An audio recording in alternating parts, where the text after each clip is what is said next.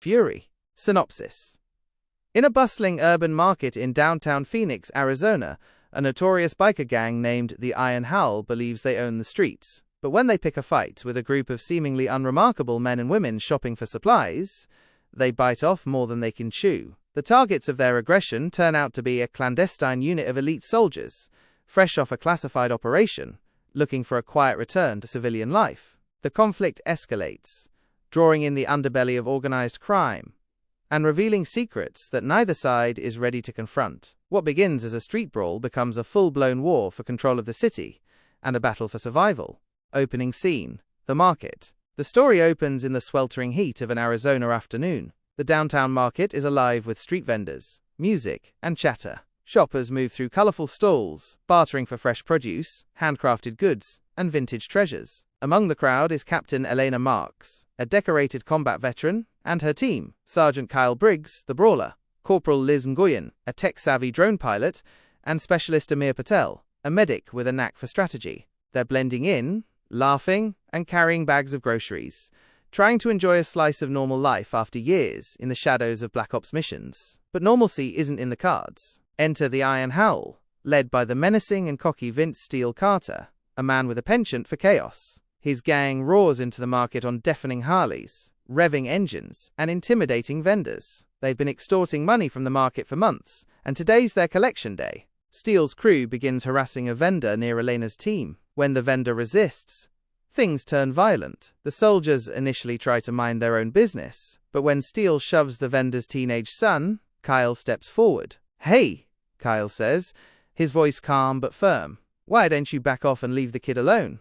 Steele and his gang laugh, mocking Kyle's clean-cut appearance. One of the bikers sneers, "What you gonna do, pretty boy? Write us a ticket?" Kyle doesn't answer. He doesn't have to. Elena steps up beside him, her icy gaze locking onto Steele. "You've got about 3 seconds to walk away," she says. Steele smirks. "And if we don't?" Elena smiles faintly. "Then you're gonna wish you had."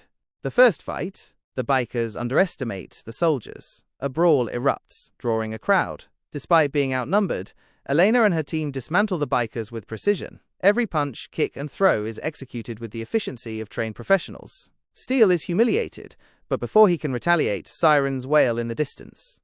The bikers scatter, vowing revenge. As the dust settles, Elena's team helps the vendor and his family. The vendor, grateful but worried, warns them that the Iron Howl is connected to a much larger criminal organization. "You don't know who you're dealing with," he says. Elena shrugs it off, but there's a flicker of concern in her eyes. The escalation. Steele can't let the humiliation slide. Back at the Iron Howl's clubhouse, he meets with his second-in-command, Ruby Viper Torres, and a shadowy figure known only as Mr. Black, a local crime lord who bankrolls the gang's activities. Mr. Black warns Steele not to let personal grudges interfere with business, but Steele convinces him that taking out the soldiers will send a message to anyone who thinks they can stand up to the Iron Howl. Meanwhile, Elena's team begins to notice they're being followed. Their military instincts kick in, and they quickly realize the bikers are planning something big. They decide to take the fight to the Iron Howl before innocent people get caught in the crossfire.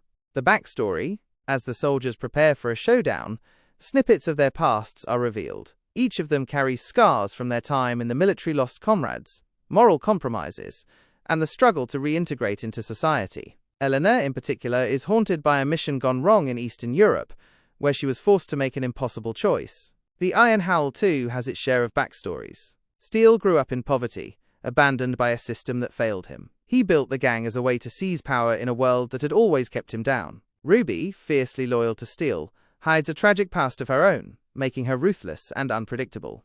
The war begins. The conflict escalates into a full-blown urban war. The Iron Howl launches a series of attacks, targeting places the soldiers frequent, but Elena's team fights back, using their training and ingenuity to outmaneuver the gang at every turn. One night, the bikers ambush the soldiers in an abandoned warehouse. The fight is brutal, with both sides suffering casualties. Amir is injured, and the team is forced to retreat, but not before they capture one of the bikers, who reveals critical information about the gang's operations and their connection to Mr. Black. The climax, the final showdown, takes place in the heart of the city. The Iron Howl, backed by Mr. Black's resources, plans to detonate explosives in the market as revenge. Elena's team races against time to stop them. In a high-octane sequence involving car chases, shootouts, and hand-to-hand combat, the soldiers dismantle the gang's operation. Elena faces off against Steele in a brutal fight, finally bringing him down.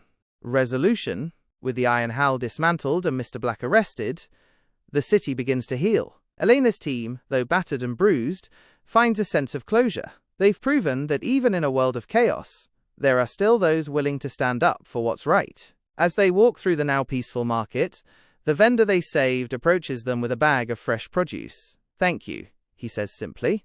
Elena smiles. "Just doing our part. Would you like me to dive deeper into any specific section, or expand on certain characters?"